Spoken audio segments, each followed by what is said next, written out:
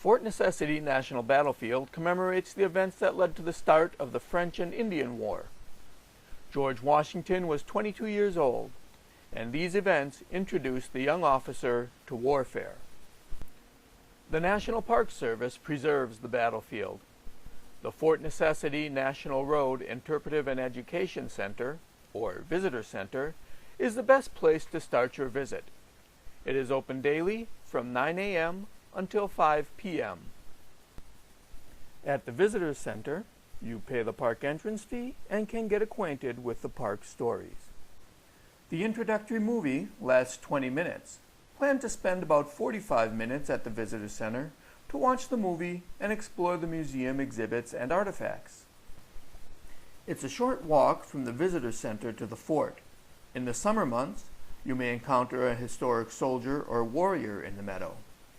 Stay and watch one of their historic weapons demonstrations. Nearby, on a hill overlooking Fort Necessity, is the Mount Washington Tavern. This museum of the National Road era is furnished to reflect life during the road's heyday in the mid-1800s. Hours vary, so check at the Visitor Center desk. There are two additional areas of Fort Necessity National Battlefield separated from the main park. Braddock's Grave is the final resting place of General Braddock, whose attempt to oust the French from the area ended in disaster a year after the Fort Necessity battle.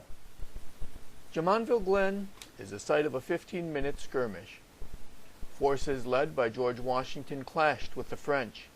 6 weeks later, the French surrounded Washington's Fort of Necessity, and the French and Indian War began. At this secluded glen, you can reflect on how shots fired by a young Virginian in the backwoods of America set the world on fire.